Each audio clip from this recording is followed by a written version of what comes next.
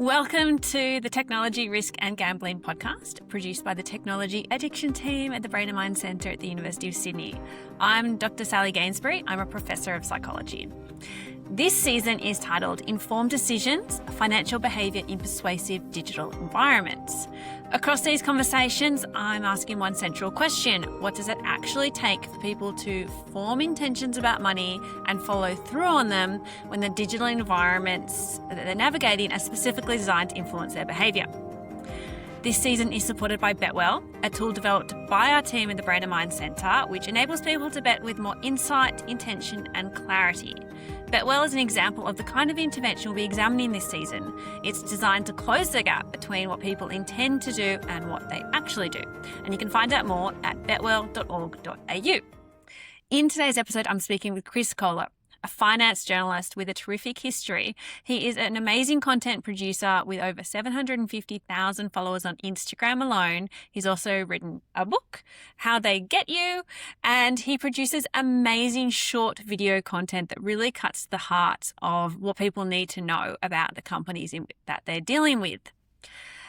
The Technology, Risk and Gambling series is now a podcast. It's available on Spotify, Apple Podcasts, and wherever you listen. The video version, if you've been watching the last 6 seasons, is still available via the Brain and Mind Centre YouTube channel.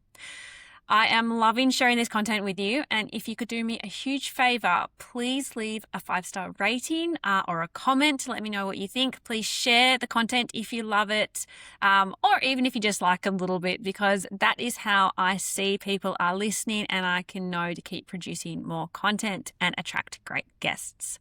So let's get into it. Hello, I am so happy to be here today speaking with Mr. Chris Kohler. Chris is the finance editor at 9 News, where he appears nightly across all states and territories, covering financial markets, interest rates, and the economics of everyday life. Before Channel 9, Chris worked as a reporter and presenter for Sky News Business and financial market and property journalist for The Australian, The Age, and the Sydney Morning Herald.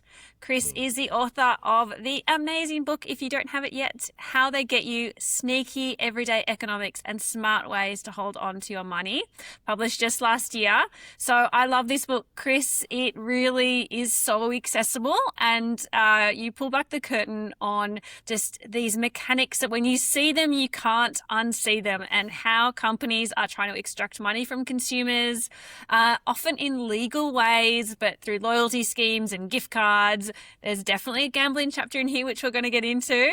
Buy now, pay later, the whole 9 yards. You must have had fun writing it. And Chris, also you have your own podcast, How We Got Here, which is looking into the background of some corporate history, which is also, I love, absolutely fascinating. Chris, you have gone from finance, journalism, real estate. You've now got over 750,000 followers on Instagram alone of all your social media accounts. So you must be doing something right when it comes to financial communications. And this is what I want to talk to you about how we can reach people without any jargon and without letting businesses get off the hook. So thank you so much, Chris, for chatting with me today. Oh, Sally, thank you for that incredibly warm welcome. And I'm delighted to be on here with you because I'm a big fan of your work. I've been pestering you for, it feels like a few months now, asking for insights. And I got to tell you, the fact that this gambling chapter of mine passes the sniff test from you is a huge moment for me. I'm chuffed with that because I was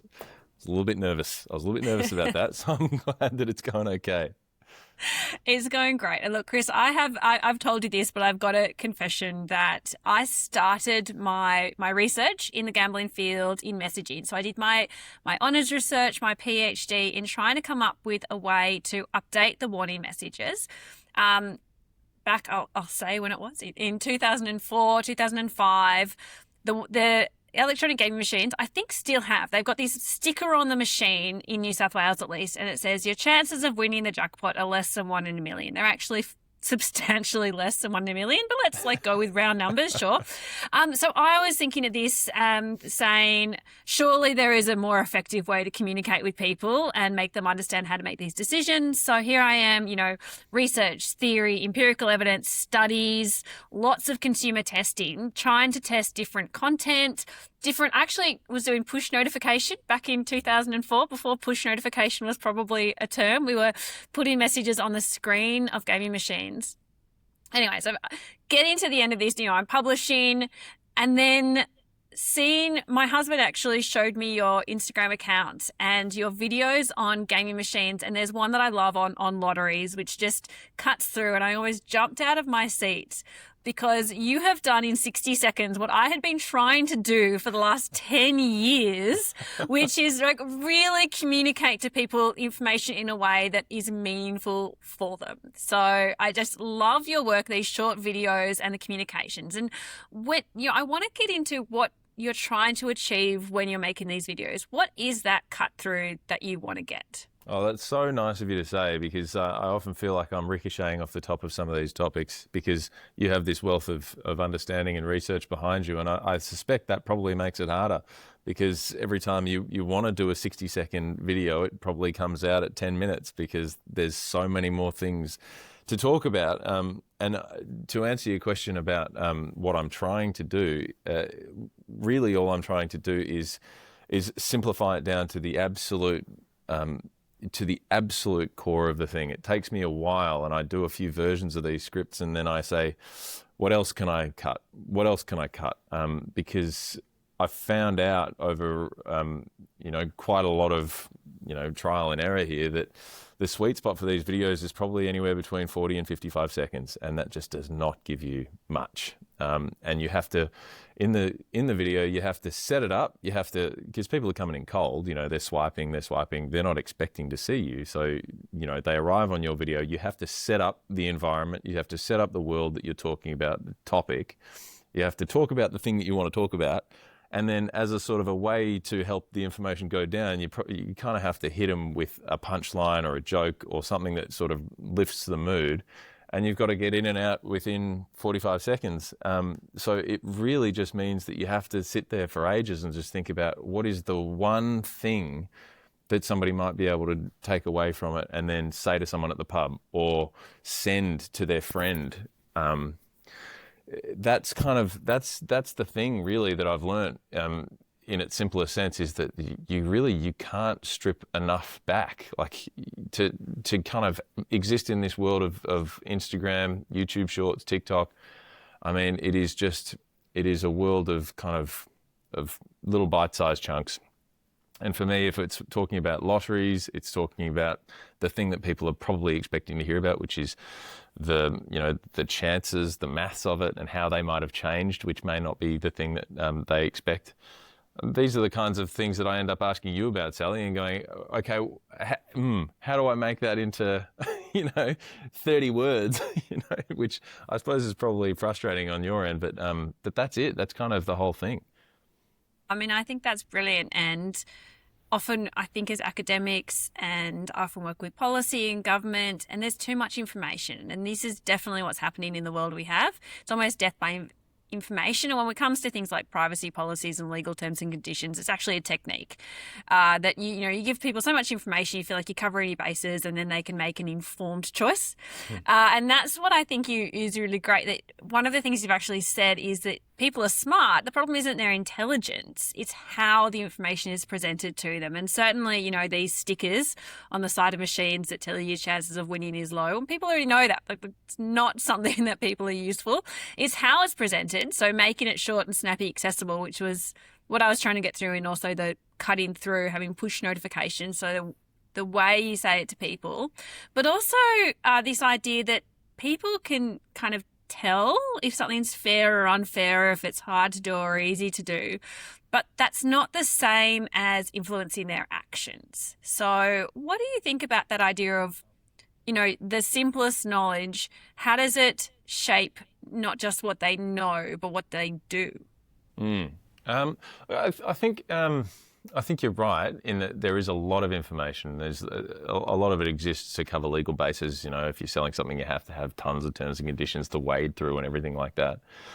The presentation is up against marketing and advertising. And that's so hard because that is deliberately designed to make you feel good. It's a yes thing. It's not a no thing. I think if you're in I don't want to name a retailer here, but if you're in a large white goods retailer and you're maybe struggling a little bit to pay for a new fridge that you desperately need because your old one's conked out, and then they say, hey, by the way, we can give you a loan for this that's 30 months interest-free. All you got to do is sign up for this credit card. It's all speed, it's all pressure, and it's all yes. And then the problem is you realize that over the course of those 30 months or whatever, you're probably paying, I don't know, $150 in fees. And then after that period, if you still have money owing, you're probably looking at 25, 30% interest. I mean, it's kind of, it's the yes versus the no, I think. You kind of, if you're giving people the anti-information, the reason why they should be wary of gambling or smoking or drinking or anything like that, then you're kind of the buzzkill. You're saying no. And you're up against the advertisers who are saying yes and giving a thumbs up. The thing that I kind of come back to a lot, and I think about a lot, is, do you remember that Everybody Knows smoking campaign? It was like 2000 and, I don't know, I feel like it was before 2010. And it was great. It used the Leonard Cohen song, Everybody Knows. Everybody knows that the dice are loaded, but they roll with their fingers crossed. Everybody knows. It was this thing of, you guys already know that smoking's bad for you. And that kind of has the immediate cut through. It sort of takes away the onus of having to start by telling you what it is. I just thought that was brilliant. I don't know. I kind of still think about it quite a lot. Yeah, and there's another one that actually I always think of when in relation to you. There was a smoking campaign that was really successful in Australia, and it was really successful with the younger generation because it essentially flipped the script, and it didn't talk about the health impacts. It showed the boardroom. The boardroom was sort of the idea of these fat cat tobacco manufacturers sort of, laughing with glee at being able to trick people into these products that they would never use. And it was this anti-establishment that don't smoke because you're just feeding into this agenda. And I think that's something you do really well, is you flip the script and you don't talk about the consumers as much. You're really showing, well, this is this is the business model. This is how it works. And you're trying to make money. And to me, I think this is really the cut through, and I don't quite understand that how hard we have to sell this, that these people are not acting in your best interest. They're not your pals. They're providing a business, and that's fine. But you need to understand that they're making money as a result of that. And they're using these practices deliberately to do that. They're for-profit enterprises. So how do you get that sort of fine line between not being condescending? I know you don't think consumers aren't smart and aren't capable, but how do you kind of thread the needle in terms of getting that point across? Yeah, it's really kind of you to say, because that is my perspective. I think that consumers are smart, and I think that that they are being bombarded all the time with marketing and advertising in a way that perhaps no other generation has had come at them in so many different ways and so constantly. And it's so good now, like if the scalpel, like these advertisers and marketers have just, been working on this for years, and they're so good.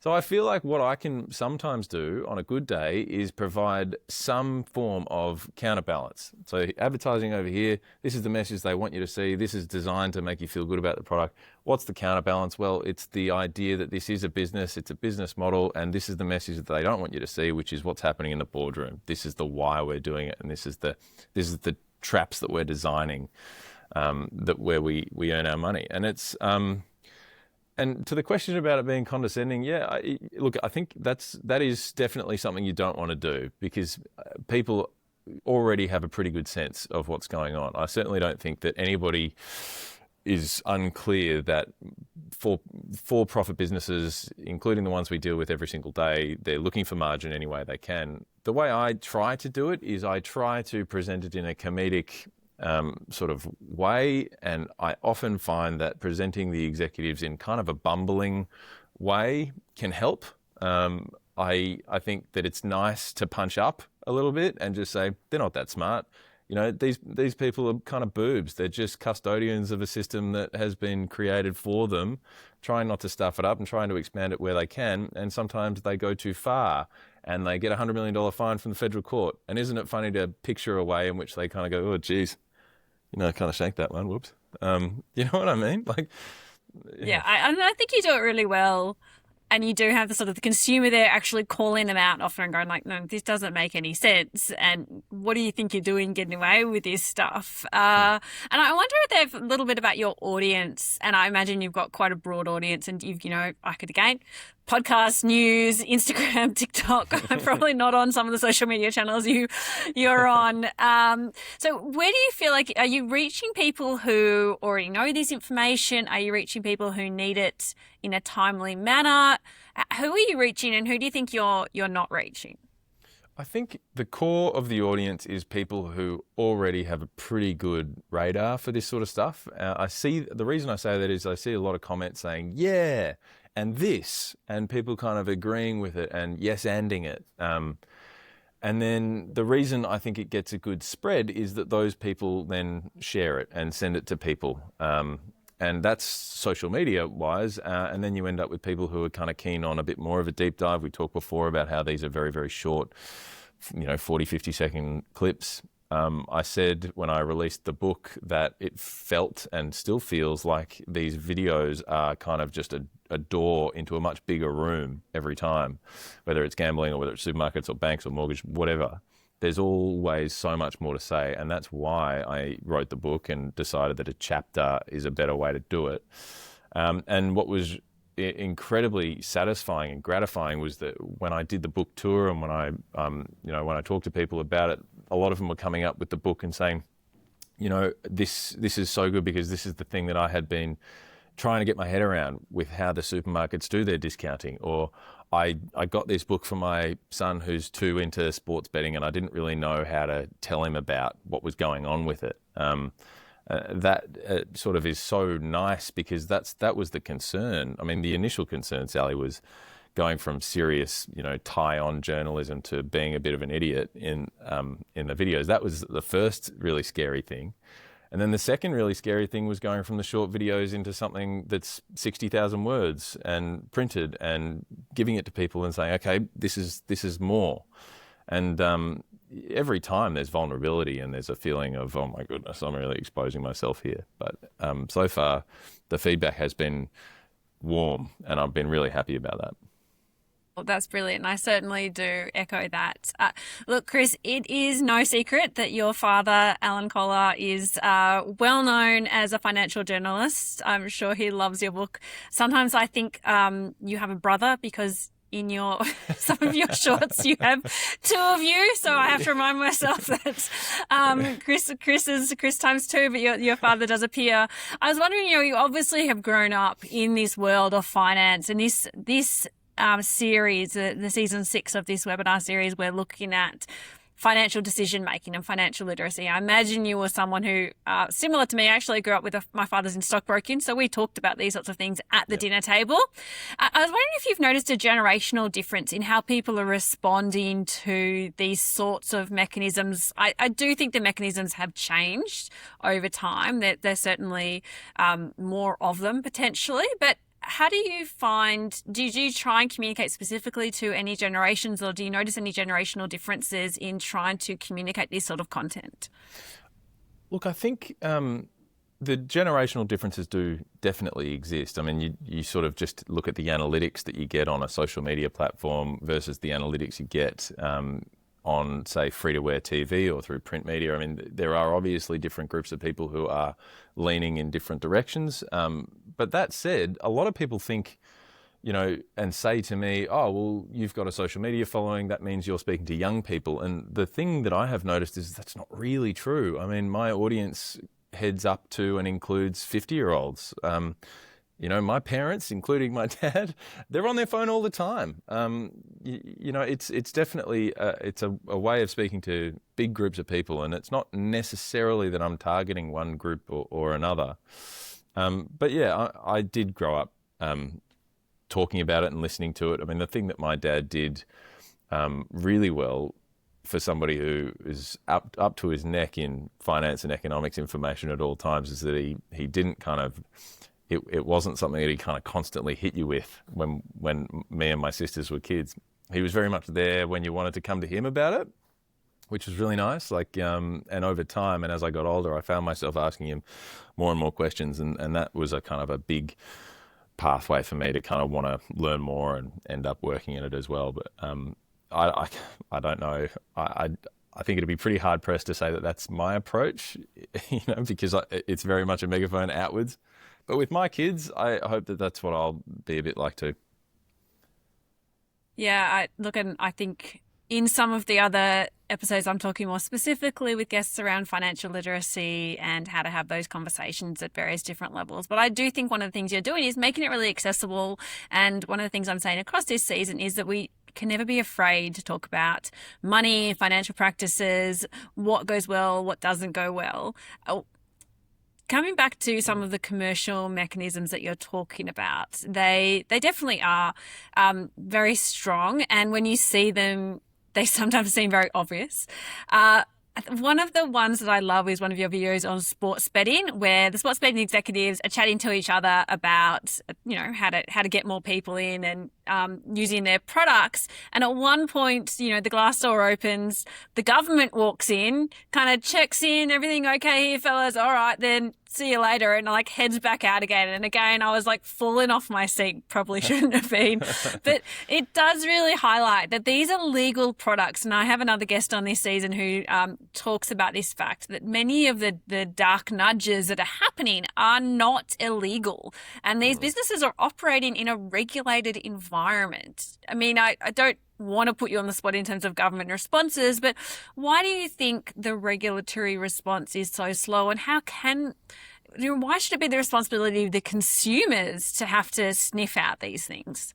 Yeah, well, it's such a great point. I'll put myself on the spot and say that I thought that the response to the Murphy inquiry was very disappointing. It was dropped when I and most other finance and economics journalists were in the budget lockup. It was pretty mealy-mouthed, and I thought that was a real shame. Can you just explain that? Because you and I have talked about this, but just explain the implications of exactly, this is if people are not aware, over almost 2 years after a major government inquiry, nothing's happened. I think on the Anzac Day long weekend, there was a little bit of a pre-announcement. The announcement came, tell me when. Yeah, it came during the lockup, which is literally where finance journalists like me, we get an early look at the budget, which we get it at 1:30 p.m. We're not allowed to talk about it until 7:30 p.m. and we have to put all of our phones and connectivity away, and we just study that thing. And obviously when the lockup ends, it is all conversation about the budget for probably a week after that. So if you want to bury something and make it so that nobody talks about it, it's the best opportunity you get for a year. And that was when the Murphy inquiry response was dropped, which I think has been commented on a few times. David Pocock said, this isn't what you do if you're proud of your response to something. This is where you drop something that you're a little bit ashamed of. You don't want to have to talk about it. Come on, let's just move on with our lives. But that was an inquiry that was, as you say, years in the making. A lot of people poured a lot of emotional stories into it. It was a big deal for people. And I think the response has been disappointing because there's really nothing that's changing. I don't think it's too much to say that the suggestions in it, nothing was a silver bullet, Sally. Is that fair to say? They're very, very mediocre. A little bit of dust here, polish there, and again pushes it well onto the consumer. It's about strengthening self-exclusion. They did push a little bit back on ads, not anywhere near very, very much. You obviously work for a major network, but there's a lot of stakeholders involved. The response didn't put any onus particularly onto operators at all. Yeah, I think the problem is that people, I don't know exactly what it is about Australia, but you and I have talked about the fact that we are kind of on our own here with the scale of the gambling issue that we have. It was you that told me that Australian gambling losses are so much higher than even number 2 on the list. So, you can't really look around the world and say, okay, well, what are they doing that fixes this problem? What are they where do we go to from here? I don't know. I think this is why I'm so keen on the stuff that you're researching and the work that you're putting out there. And I'm really keen to absorb it and try to figure it out and try to kind of, put it onto social media or write books on this sort of stuff. why are Australians like this? I don't know. I mean, I'm particularly fascinated with the way that we go about pokies. It's huge, and it's not something that's advertised. Like if I'm scrolling through my phone or I'm watching TV, I'm not seeing pokies bombarding me, but I know that that's a really big one. So I don't know what it is. If it's just the availability, I mean, Sally, help me out. Like, what is it about Australia? Why is it that in other countries the consumer has choices, but here we seem to be, heading down a particularly bad path? Yeah, pokies are very insidious, and they are internationally as well. What's different about Australia in terms of pokies definitely is the availability. And I'm in New South Wales, where there are over 91,000 machines in New South Wales. And obviously, if you think of, New South Wales is supposedly populated in a very small region, and those machines are concentrated in the areas of lower socioeconomic status as well. And the highest earning venues are all in those regions, which is just the argument that these are entertainment devices when they're taking that much money from communities that are already struggling in so many ways. Just, I don't understand how that is an argument whatsoever. I think what's different about Australia, because most other parts of the world, there's just a few machines here and there, or they're concentrated in a small number of venues. So the accessibility is definitely a part of it, and they just become a part of life. However, those things change. I think what's different about New South Wales is that they make so much money, and that goes straight to the state governments. That state governments make the pokies, or the gaming taxation is I think in most states the largest single source of income. And then you've combined that obviously with an industry that's built on this revenue, that to uncouple it essentially means breaking that entire industry model. And that's jobs. That's an uncomfortable, for anyone to have. We're not talking about shutting down one coal mine. We're talking about shutting down at least one business in every single community, which is not something I think that is anyone's looking to unpack. Yeah, I really do get that. And I get it from the kind of the state government perspective.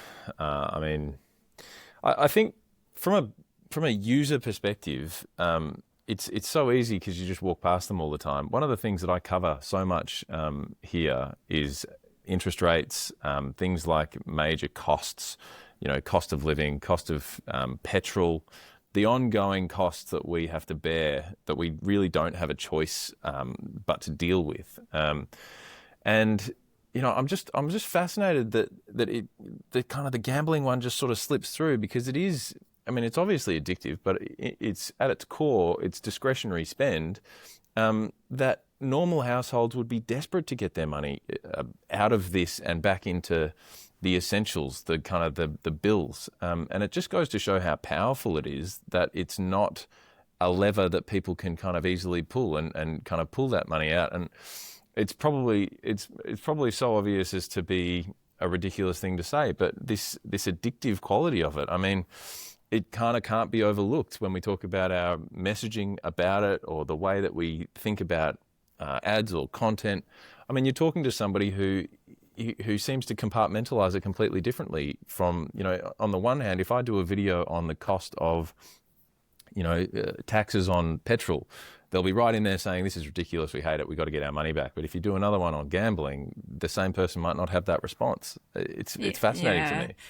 That is really a good point. And certainly in treatment, we see this, that people are, same with something like cigarettes, people are scrounging up whatever they can to be able to, but we understand that is an addictive behaviour, and people don't seem to be able to welcome as much the idea that they're addicted to gambling or they're spending money in this fashion. And we did see this really clearly during COVID when the machines shut down, and it was like a blindfold was taken off. People are saying, I cannot believe how much time and money I was going to those venues. And that was really helpful for a lot of people.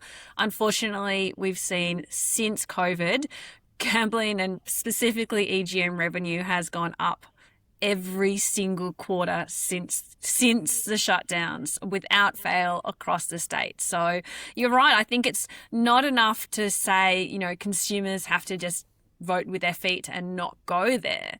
There is something really interwoven that it makes it very difficult for people to do that. And that's where I think your messaging is really interesting, because, ideally, if the only way to shut the industry down isn't to have the government shut it down, or the industry isn't going to shut itself down. The only way to shut it down is for people to stop going, go the way of Blockbuster.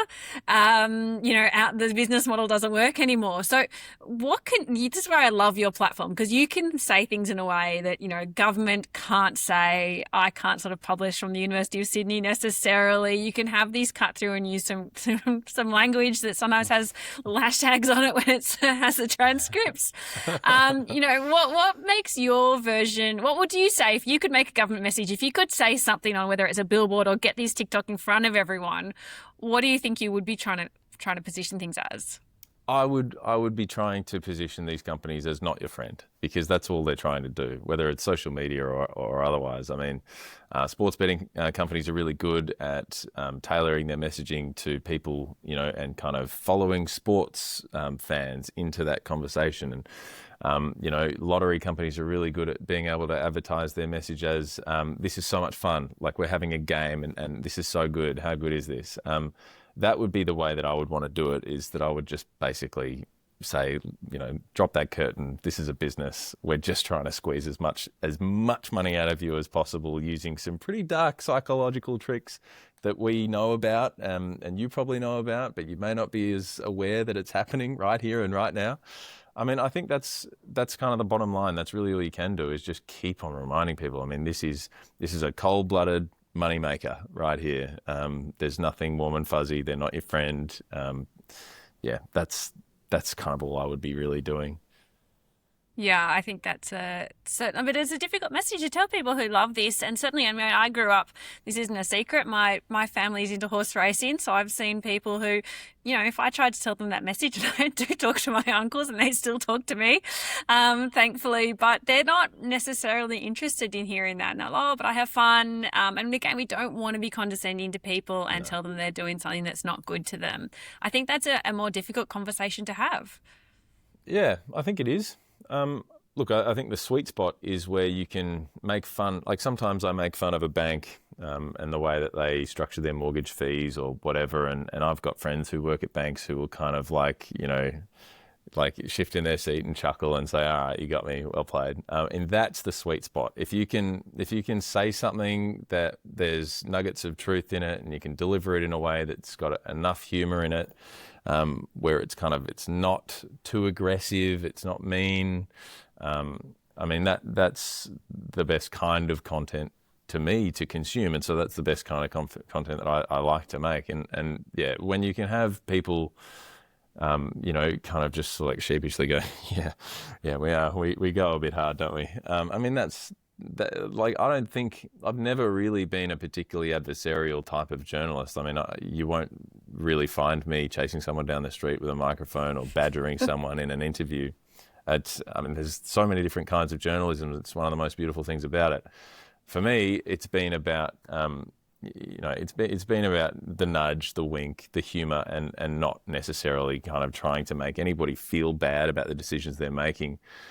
And also having this awareness, Sally, that, we all have to work for businesses. We may not like everything that they do. Like I know people who work for sports betting agencies. I'm certainly not going to have a go at them when our kids are playing together at the playground. That's not what I want to do. It's not how you want to go about your business. But I think it's okay to gently and consistently talk about the issues that you have with those systems. For me, it's never really been about the argy-bargy as much. Yeah, I think that's a really good way. And I've told you about some of the work that we're doing, building digital platforms to help people see their bets and just really be aware of it. To again, get rid of one of the common digital practices that happen is the lack of awareness. You're hiding information that you don't want customers to see. So we're bringing that to the forefront and allowing people to really clearly see what they're spending. Because if they don't know, and we know from our research that people don't understand how much they're spending, it's really hidden. And at the same time, there's this hope that a belief actually that people think they're winning even when they're not, and a hope that you will win and get yourself out of this hole. And that's definitely something about the gambling product that is very unique. No one's, spending money on an airfare or a white goods and actually thinking that they're going to get a jackpot at the same time as their fridge that's actually going to, they're going to kick in a microwave as well. So there is something very different about the gambling product that lends itself to this sort of repeat purchasing and repeat engagement, even when it's not, or when it's not affordable to you in a rational context. That's actually the only way. Imagine if you are in one of the situations and you know financial literacy, and one of the questions we ask is what would happen if you need $1,000 in a month from now? If you're in that situation where you couldn't get that, gambling is one of the very few legal avenues that you could actually pursue that's egalitarian. You don't need to have a particular job or be from a certain social standing. And that does make it, that's that cut through that is why so many people want to do it. Is it true, Sally, that the numbers or the participation in things like lotteries go up in times of economic crisis? Is that true? It is one of those products, gambling and lotteries, that, yes, in times of economic crisis, there's also we see when there is any financial windfall, like a stimulus. So we saw this, the various government stimuluses, we've done research looking at tax refund time, and I've spoken to venue operators that specifically know tax refund time, they overstaff venues, because when anyone gets an economic stimulus or a bump, and when they're in destitute situations, gambling does increase. Yeah. It's like you're the finance expert. Riddle me this, Chris. What is going on there?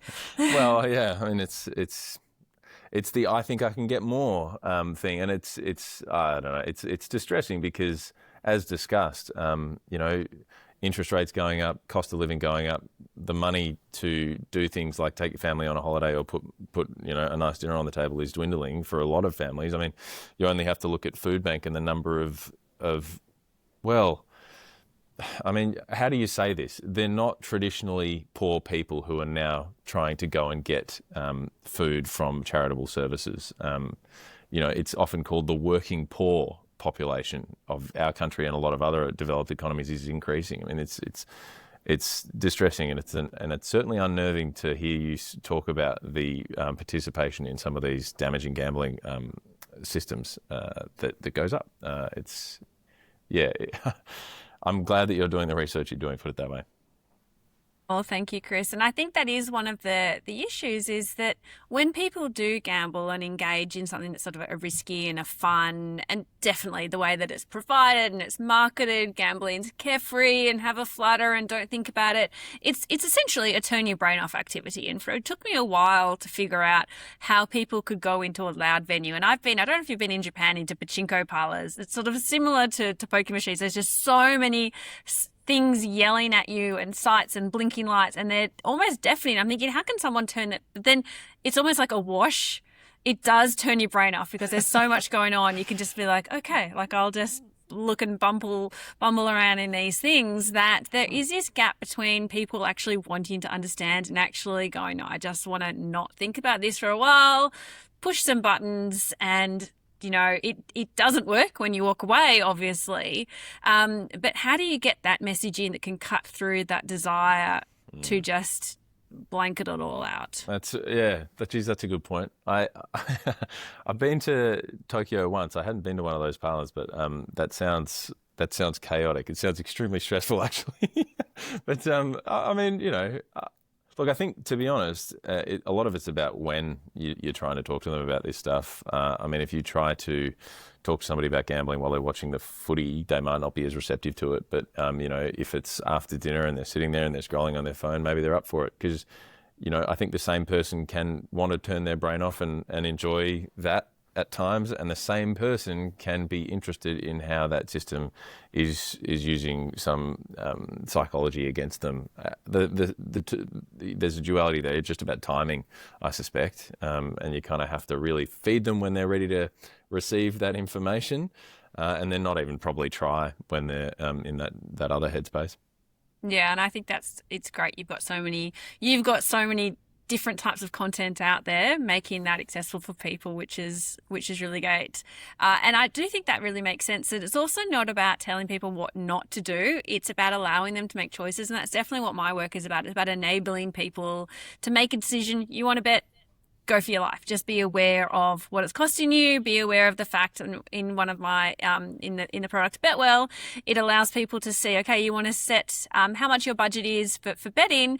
Just so you know, if you do this for 12 months, that's the same as 3 flights from Sydney to London. again, Oh, no pressure, no worries, but just be aware of the cost of what you're spending. And that also is the same as, 8% of your annual income. Again, just be aware of what the costs are. And then that maybe you can think about as well other types of activities that are going to give you the same entertainment. And we know we're not trying to tell people not to bet. If you want to bet and all your mates are betting, you don't want to say, oh, I can't do that. And I'll go over here for a few hours while you guys all do that.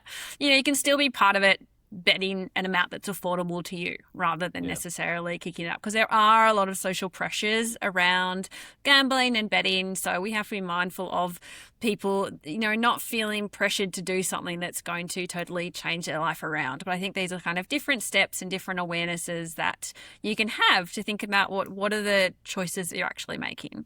Yeah, I think it's a great point. I think that Betwell research in that product is just fantastic. So, I mean, I think you're right. It is that. It's that kind of that reminder that, I'm not making you feel bad. You're not an idiot. These are your options, though, just in case you might have temporarily forgotten. Like, this is the amount of money we're talking about. We've been talking about gambling, but a lot of these mechanisms are across different products. Have you got a favorite or a pet hate or something that you've been able to share that people are really responding to?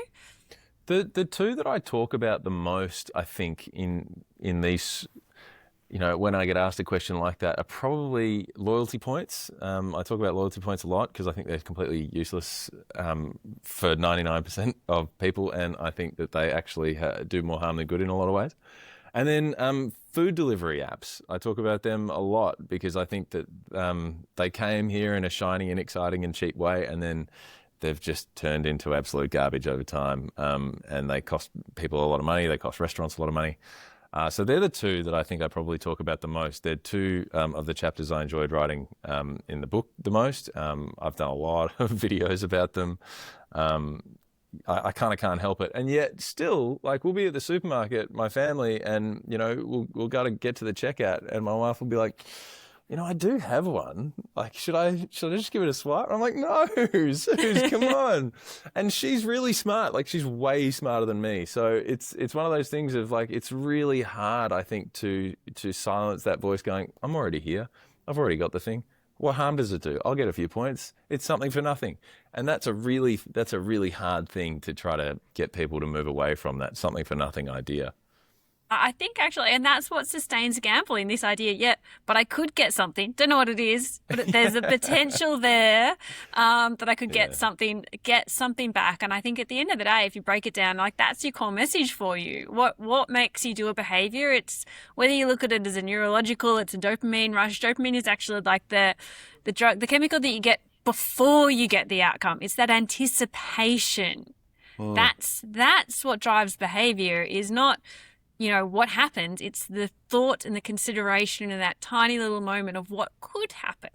So here's a question for you then. If somebody were doing a sports bet or were going to take out a lottery ticket, would then the ideal thing to do be to buy the ticket now for the lottery that's happening in 12 months' time, so you get that 100%, good feeling? 100% lottery. Yes, lottery tickets are the best value for money because you get a week's worth. The same with, long-term bets where you can think about it and savor it. And in fact, I was in, I've mentioned it on this before.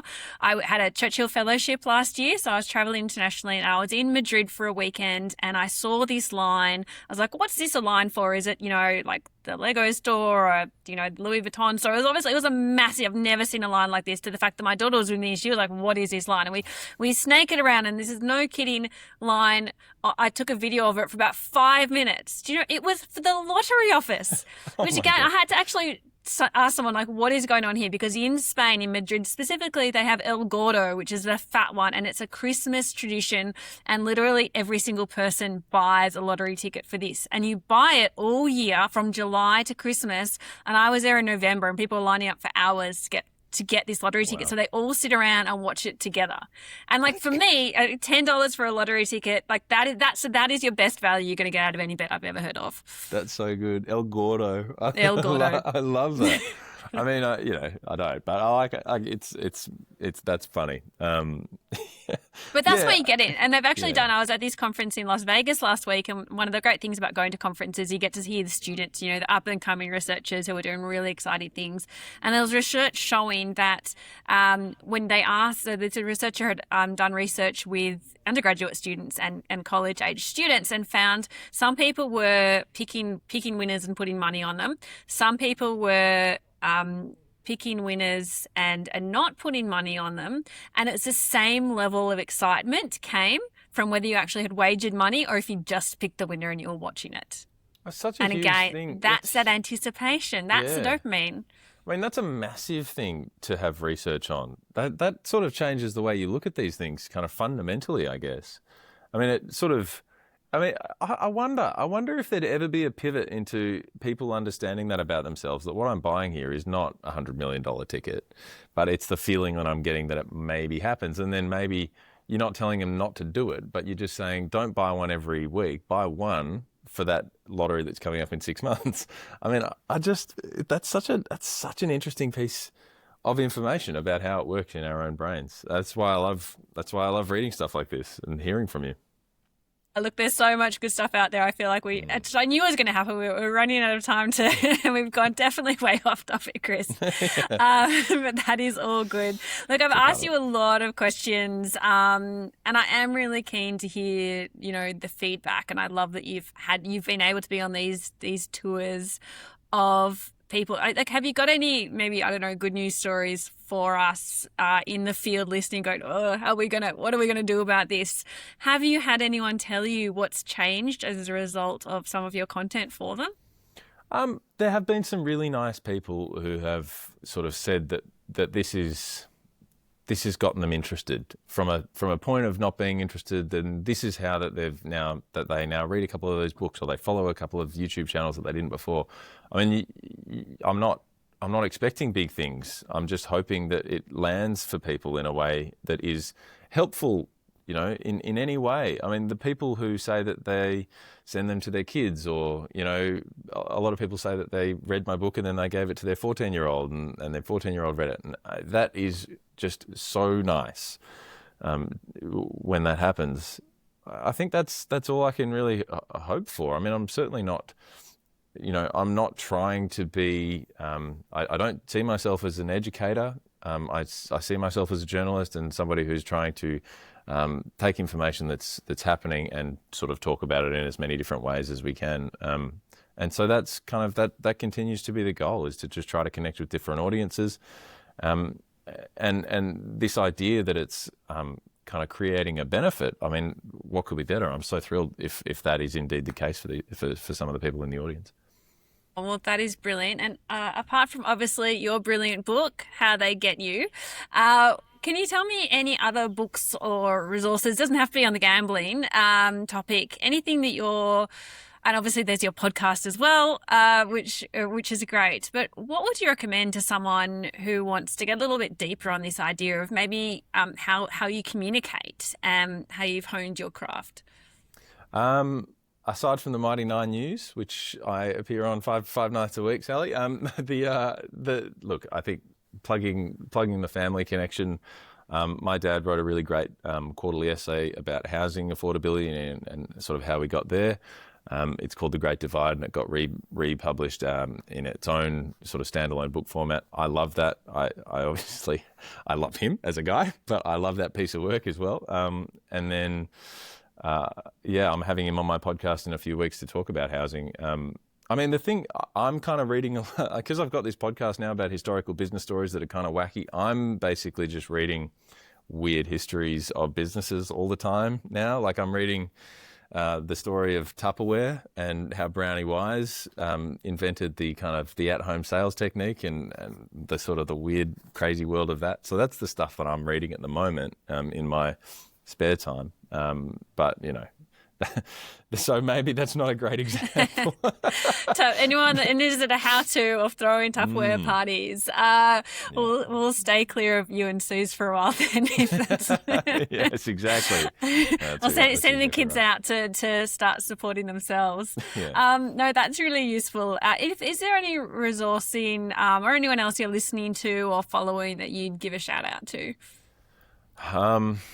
Look, kind of like you, all day, every day, I'm reading newspapers, news information. I'm listening to the radio. I'm reading international news sources. So when I go home, I tend not to do it as much. So I mean, I can absolutely say that somebody who reads the Australian Business section or the Financial Review every day is going to have a really good sense of what's going on. And if you're interested in gambling, you might be interested in some of the listed companies and how they're doing, who own and produce a lot of the pokey machines. That sort of thing I think is interesting. The lottery company is listed on the ASX 200. Those sorts of things can be really interesting to just kind of keep across. But I mean, when I'm sort of on the train, I'm usually listening to The Rest Is History. That podcast, I've been absolutely obsessed with that lately. I've been listening to that all the time because I think it's a good example of how to communicate these sort of stories. I mean, everybody kind of vaguely knows what happened in, I don't know, World War One, but to have it presented in a way that is so digestible and so kind of easy listening, God, it reminds you that there are lots of ways to present good information. I think that's really what we've learned from you, Chris, and that the art of telling a story in a way that is really accessible. Coming from academia and working in policy, a lot of the time it is very dry or specific because you have to be quite careful and very specific in how you word things. But, the way that you can cut through that and really show how communicate can be much more meaningful is often having that emotional response. And I love that you use humour and levity to not just inform people, but actually shift attitudes and shift how they think about something that hopefully will come up with some behavioural change. So I really appreciate you taking us through that technique and how that's developed. And I think that the honest answer is that the conversations potentially haven't answered all of our questions, but surfaced a lot of things that we do need to keep talking about and highlighted how important it is for everyone in Australia to ask the questions, to share ideas and resources. And that's exactly why it really matters. So thank you so much, Chris, for your time today. Oh, Sally, it's been a pleasure. Thank you. And thank you very much for the kind words. And thank you for all the great research that you've been doing. So it's been my pleasure. Thanks for having me. That's Chris Kohler. I love talking to Chris. And what I really got from him was the importance of taking an idea and really just getting to the core concept and stripping everything away and thinking about what do people need to know to make an informed decision, to shift their thinking from just being a consumer looking at, whatever the product is, to understanding why the product is being provided the way that it is and what are some alternatives that they could use. So if today's questions raised any questions for you, I'd really encourage you to pick up Chris' book, to watch some of the videos that I'll link to in the show notes, and reflect on how you talk about and think about some of the products that you're using and how the people who are making those products and providing them might be thinking about the best way to make their money, because we are operating in a very commercial environment. Now, if you have loved this content, please do leave a 5-star rating or a comment. Please share or like the podcast or the video. You can find the Technology, Risk and Gambling podcast on Spotify, Apple Podcasts, wherever you listen. And the video version of every episode and the entire back catalogue of our previous 5 seasons is available on the Brain and Mind Centre YouTube channel. This season is supported by Betwell, a tool developed by our team at the Brain and Mind Centre, which enables people to bet with more insight, intention, and clarity. Chris and I mentioned Betwell because it is a tool I've been working on, and it's exactly the sort of thing we're looking at this season in how can we increase people's awareness of what they're doing and ensure that people are acting in line with their intentions.